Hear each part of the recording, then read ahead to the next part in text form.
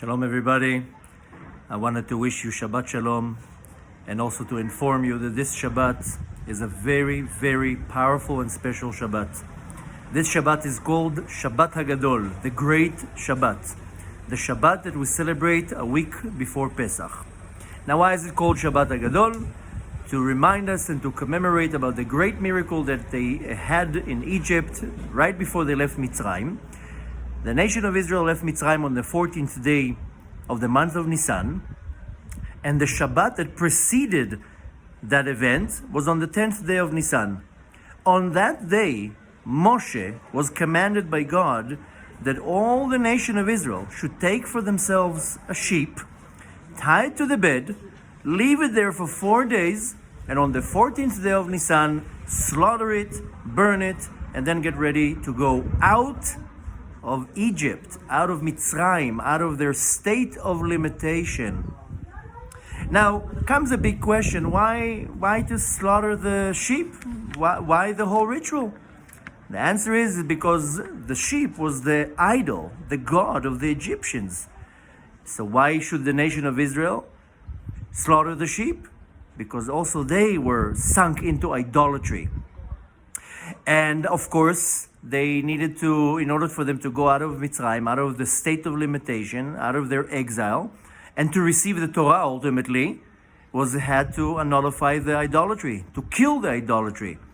So comes a big question: why did they have to slaughter the sheep?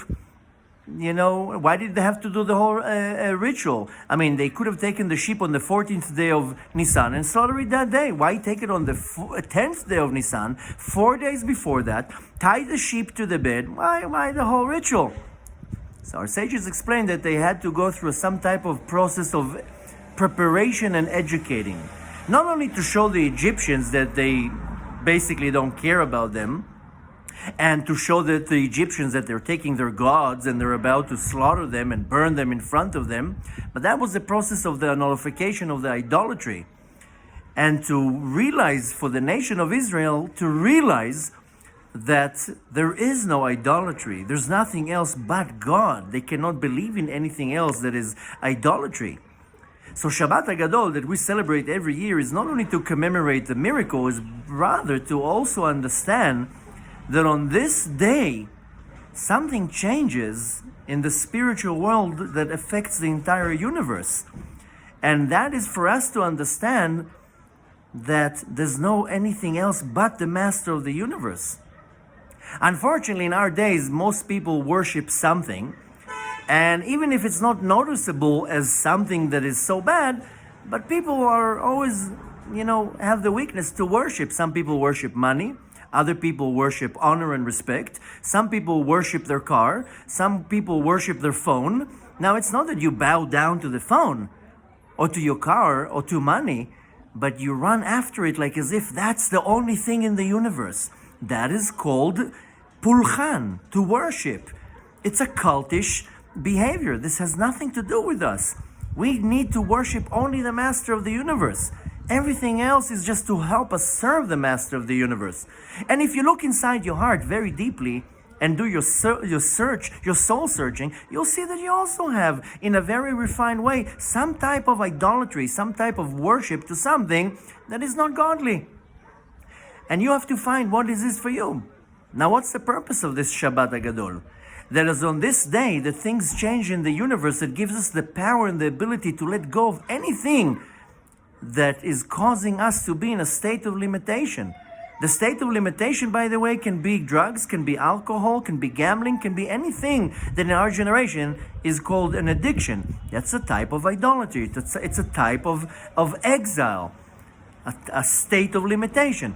Today, we are going to be celebrating Shabbat, the day that miracle happened to our ancestors 3,300 years ago.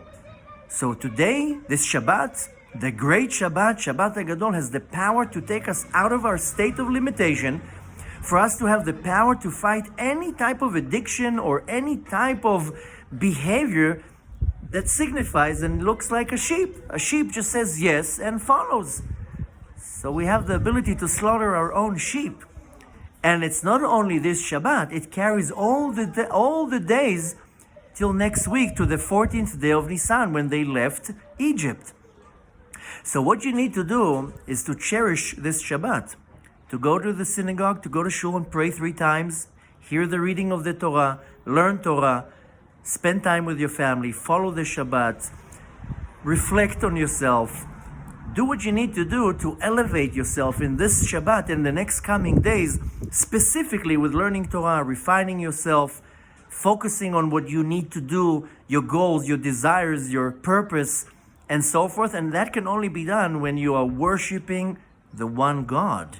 And that can only be done through Torah and mitzvot, which means that this week you have to be on your best behavior. This Shabbat and in the next couple of days, you increase in prayer, increase in learning Torah, increase in acts of kindness, whatever the Torah instructs us to do. And by that, we have the guarantee that even if we don't go out of the general redemption, that the whole world will go out of exile, but at least you can go out of your personal exile, your personal limitation, your personal struggles, and this power is hidden in this Shabbat and for the preceding days after this Shabbat all the way till Pesach. May God bless us all to be free of any limitation, to be free of this exile and experience an unbelievable redemption, personal redemption, general redemption for you and for the entire world. May you have a wonderful, peaceful Shabbat wherever you are. Be safe, be happy, increase in Torah and mitzvot, and may Hashem bless you in everything that your heart desires, that we should all be Bnei Chorim, free people, and worship the one God here in Eretz Yisrael and Yerushalayim. Shabbat Hagadol, Shalom.